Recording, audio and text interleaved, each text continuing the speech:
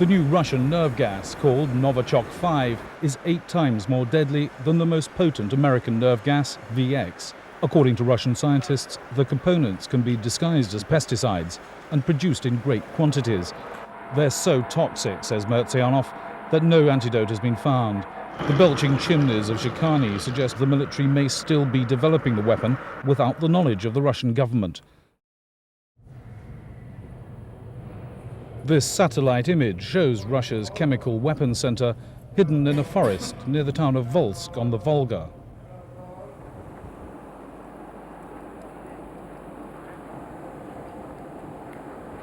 Shikani is heavily guarded. The barbed wire is electrified.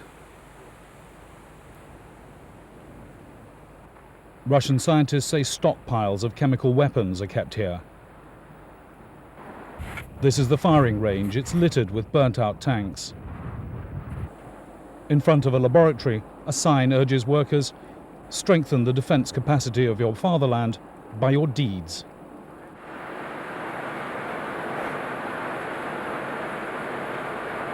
Inside the research center, a soldier of Russia's chemical armed forces walks a treadmill in a sealed chamber. He's testing a combat suit and gas mask. Officials say they can experiment with any known toxic substance. Dogs are used in experiments too dangerous for humans. This officer says they test how the suits work up to temperatures of 40 degrees centigrade. The new Russian nerve gas, called Novichok 5, contains agents codenamed A230 and A232. Novichok 5, according to the scientists who developed it, is 8 times more deadly than the most potent American nerve gas, VX. Without protection, it kills if it's inhaled or merely touches the skin. A milligram is lethal. It prevents muscles relaxing. The body goes into spasm. Victims die from asphyxiation. Ну, это отравляющие вещества, если все, что могу сказать. Это вещества нервно-паралитического действия, потому что только такого рода вещества в последнее время изобретались, разрабатывались, испытывались и принимались в вооружение армии, в том числе и советской армии. Mirzayanov first revealed the existence of the new nerve gas when he worked at the top-secret Moscow weapons laboratory, the Institute of Organic Chemistry. 18 months ago, amid demonstrations from dissident scientists, he was charged with divulging state secrets and jailed in the top-security Lefortovo prison. Last month, his colleague, one of the chief designers of the new weapon, threatened to reveal more details. 10 days ago, the charges against Mirzayanov were dropped. The belching chimneys of Shikani suggest plenty of work is going on here. Mirzayanov says the military may still be developing the weapon without the knowledge of the Russian government. The development of chemical weapons is banned by the Chemical Weapons Convention, signed by 132 nations, including Russia, the United States and Britain, last year, and due to be ratified next year. But Mirzayanov says the army may be working under the guise of research to develop an antidote. That's legal. Поэтому никто не отрицает, что эти работы проводятся, потому что конвенция ему запрещает.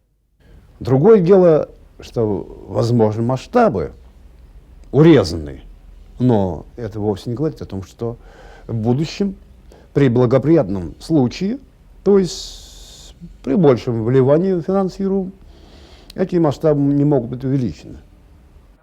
The new weapon is thought to be made from organophosphates, the same chemicals used in pesticides. According to Russian scientists, the components can be disguised as pesticides and produced in great quantities. The compounds are not included in the convention's list of controlled chemicals known to be used as precursors for weapons. They're so toxic, says Mirzayanov, that no antidote has been found. Even in microscopic quantities, they're mutagenic. They damage the victim's genetic material, causing cancer or malformations in the victim's subsequent children. Вот мой друг, который выступил в мою защиту, Андрей Железняков, который отравился при создании бинарного оружия на основе нового вещества, он был отравлен, и он так и нормальным не мог стать, и умер летом прошлого года, 93-го года. In a binary weapon, the chemicals are kept in separate canisters until the warhead is safely on its way to its target. The Americans adapted a cruise missile to carry VX nerve agent. They called it deep fire. During flight, the separation disc breaks, the chemicals mix and react to produce the lethal agent. When the missile explodes, VX is released in an oily spray. It sticks to the ground and buildings and can remain deadly for weeks. Major Vladimir Petrenko used to be a senior research chemist in the Soviet Army's Chemical Weapons Corps. He says he was chosen as a guinea pig to test nerve gas. His medical record shows he has developed 20 chronic diseases. Суть эксперимента заключалась в том, что в камере создавалась концентрация паров каких-то веществ, каких мне до сих пор так и не сказали. Говорят, что это классический ВИКС, хотя в это мало верится. Вот. И мне нужно было определенное время, несколько десятков секунд, подышать этим зараженным воздухом. Меня потом спрашивают, каковы ощущения. Ну, ощущения, в общем-то, классических нервно-паралитических газов. То есть пощипывание в слизистой, в глазах, потом затрудненное дыхание, ощущение страха, в общем-то, какая-то слабость. British troops carry syringes with a preventive agent developed at Porton Down, the Chemical Weapons Defence Centre. Scientists need details of the new Russian weapon if they're to find an antidote. There are antidotes to a number of different nerve agents, the organophosphates. There are some organophosphates that are more difficult to treat than others, and there are ways now of giving some prophylactic treatment to soldiers to deal with some of the more refractory nerve agents. But at the end of the day, they are still a major problem. If you had something that was even more toxic than VX, obviously the military would be very concerned about it. Russia's chemical bombs were displayed at Shikani during a goodwill visit by scientists from Porton Down 6 years ago.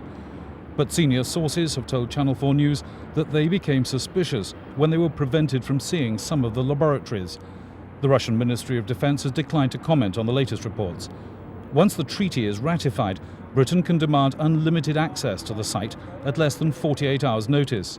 Meanwhile, there are other methods. Well, obviously Porton would try and get whatever information it could from spies, from satellites.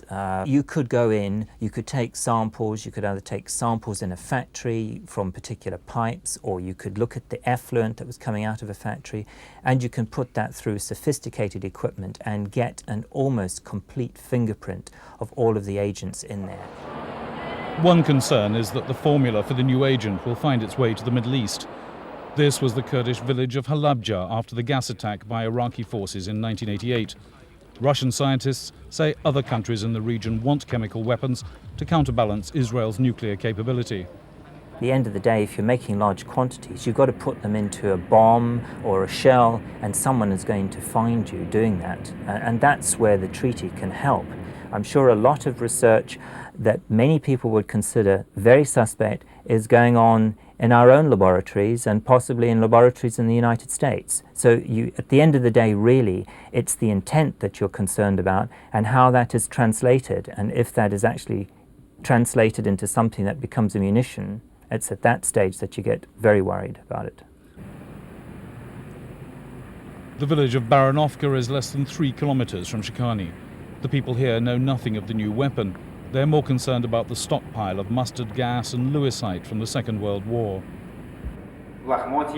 Patients in the local hospital say their hay has been contaminated. There are reports that the army has dumped chemicals in ditches. And hospital doctors here say 8 people are dying of cancer. Russia has declared a stockpile of 40,000 tons of chemical weapons, which have to be destroyed under the treaty. Scientists say there are another 20 to 30,000 tons which have not been declared, so they're being destroyed secretly. Chemists at Shikani monitor daily for contamination. This may be a simple check on leaks from old stocks of mustard gas, or it may be a precaution against something more deadly in the air. According to one of the chief designers of the new nerve gas, 1 kilo can kill 1,000 men.